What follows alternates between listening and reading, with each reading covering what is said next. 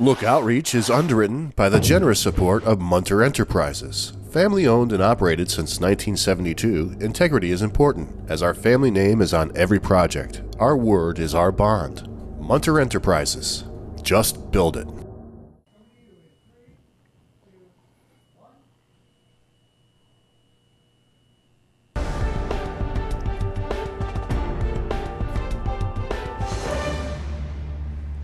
Welcome back, everyone. I think it was about a year ago that I interviewed somebody from Cornell Cooperative Extension, the 4-H Club. We learned a lot about the 4-H Club, and quite honestly, it's been on our minds a lot ever since. It's such a worthwhile organization. And joining me today is Dr. James Seeley. Now, he's the executive director for the Cornell Cooperative Extension of Warren County. Welcome, Jim. Thank you very much. Great to be here. Yeah, very nice to have you here. What I'm saying there is really true. I was really taken, it was one of those things where Cornell Cooperative Extension, I wasn't sure what that was. And I'm sure a lot of our viewers may still not know. You know Cornell University, but you don't know what the extension, what it means. Right. And then all of a sudden you get a briefer on the 4-H Club, for instance, and you realize, wow, this is an incredible organization. Now, you've been executive director for 9 years. 9 years. Right? Yes. And the cooperative extension is located in Warrensburg? Warrensburg, New York, Schroon River Road. I've got it. So what hits you about this organization? What do you like about it? Well, what I like most is all the programs we provide are free and they benefit people and to improve their lives. Mm-hmm.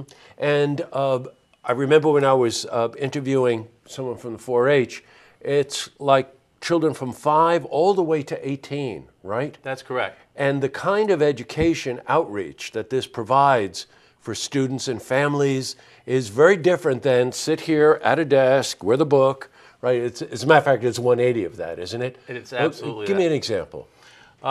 We offer programs, outdoor education programs, where we're outside the classroom. We're actually in the environment, learning about the environment and the programs that associate with it. And when you realize how creative you can be, especially in the area of the country that we live in, right? Mm-hmm. I mean, things like logging come to mind. Yes. That's right, I said logging. So tell me about the logging program. Well, some of our natural resource programs involve educating loggers. They have required courses that they must take in order to go into the woods and cut down a tree. Mm-hmm. We do chainsaw safety, we do first aid, and a number of other logger programs that enable them to make a living. Mm-hmm. Now, on I would say a professional side, you work a lot with BOCES as well, don't you? We do some programs with BOCES, primarily the conservation program, because that's outdoors and that's associated with it. Give us a sample of some of the other that you call outdoor programs. Sure. Outdoor education can be anything from Adirondack life to we do campership programs. Nice. We are involved in I think you were telling me bike safety. Yeah, right. School enrichment programs. We actually visit schools and promote bike safety through our programs. We're in every school district in Warren County. Now, I remember when I interviewed someone, they were talking about Youth Day being a very, very important day, right? It's in the summer, isn't it? Yes, we have our annual youth fair every August, where we invite 4-H families and 4-Hers in to demonstrate projects that they've been involved in, but also have a picnic, have some contests, just a fun day for youth. Right, and again, you're talking about children at a really impressionable age. I mean, all the way up to 18, you're still very impressionable for sure, right? That's true. And, it's one thing to have a solid basis in learning from being in a classroom, but how about getting outside? How about interacting with chickens, right? Oh, absolutely, yeah. You know what I mean? Now, the Cooperative Extension in Warrensburg, that's where the campus is. That's correct.